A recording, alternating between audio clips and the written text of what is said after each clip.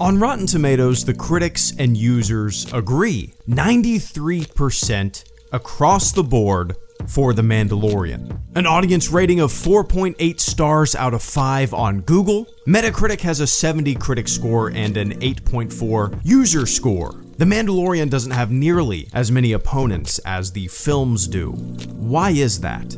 The prequels, the sequels, both dealt with characters we all knew and loved. Both had to battle with decades of calcified Star Wars possibilities and predictions that we all built up in our brains. Both leaned against a fragile wall of expectations. The Mandalorian, on the other hand, gave us something relatively new characters, new stories, no expectations built from who and what came before, other than the fact that it is Star Wars and there are some familiar things. No one can kick and scream that Darth Vader was ruined. No one can kick and scream that that wasn't the Luke Skywalker they thought they knew, because who the f*** is this guy? The Mandalorian is simple. It's just simple. Simple story, simple characters, simple. It's fun, it's entertaining, it's often exciting, but it's also pretty damn simple. And I dare to say that once you get past the big surprise reveal in the second episode, it's a very predictable show. Straightforward, not challenging. Here you go, a bounty hunter and a baby for 22 minutes. Have fun. One of my favorite little quotes about The Mandalorian comes from Jon Favreau. He said, quote, "I want to be influenced by the stuff that influenced George," close quote. Which isn't necessarily the most groundbreaking idea, right? I mean, I feel like every director of Star Wars has talked about watching Westerns or Kurosawa and other material that influenced Star Wars when they were preparing to make their Star Wars movie or thing, right? But this quote boils it down to a very plain concept. I want to watch the stuff that influenced George when he was making his first thing. I don't want to just be influenced by the obvious Star Wars stuff that came before. I want to be influenced by the material that influenced the material that you're working on. It makes sense, and maybe it's a good way to guard against rehashing ideas and instead just get a little jolt of inspiration. That being said, I completely reject the parroted idea that you hear spreading itself across the ass crack of the internet that The Mandalorian is better than the modern films because Filoni and Favreau quote unquote understand Star Wars more than anyone else at Lucasfilm or Disney. I think that sentiment is ridiculous. I think it's as ridiculous as the people who said George Lucas never understood Star Wars and that's why the prequels were ass. I mean, people have been saying that for 2 decades now.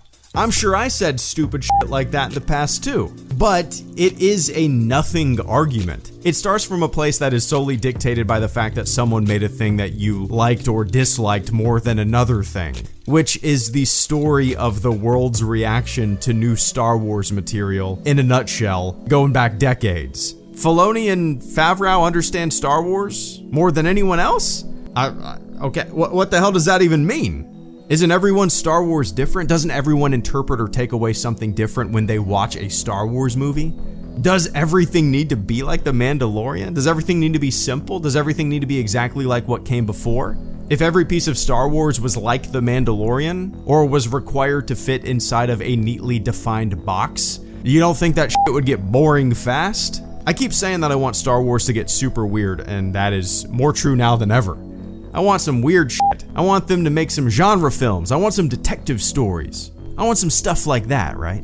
The idea that Star Wars is one thing or needs to be one thing, or embodies one spirit or one sense of adventure, or one hero's journey, or one way to tell a story is creative death to me. And as I said, boring fast. And hey, in the 34 years that I've been a Star Wars fan, I've liked a lot, I've disliked a lot. Not everything's gonna stick. I'm a fan of The Last Jedi, and I'm not a fan of The Rise of Skywalker. And that opinion is fine. Just like maybe you're a fan of the prequels and you don't like the sequels, or vice versa. That's fine too. You like what you like, you don't like what you don't like. There are a lot of huge reactionary, do-nothing, internet thumb warrior, thin-skinned, my way or the highway losers out there who try to tell everyone otherwise. And it's transparent. So, Why do you think The Mandalorian is so universally liked? Or maybe you're in the minority and you're not a fan of the show. Tell me why that is the case. It's just really interesting to me. The Mandalorian, at least from the first season, is a very, very simple show. Doesn't challenge you too much, but it's fun. It's short and sweet. The music is extremely unique and different than what we're used to in Star Wars. It's a straightforward, simple show that chugs along from week to week, location to location, character to character. And if you were to take a metal cube that represents the basic and simple idea of what Star Wars is, from visuals to maybe a sense of feeling too, you melt that cube down, I think you'd be left with The Mandalorian. Oh, and Baby Yoda. People love Baby Yoda. It kind of got weird there for a bit with Baby Yoda, didn't it?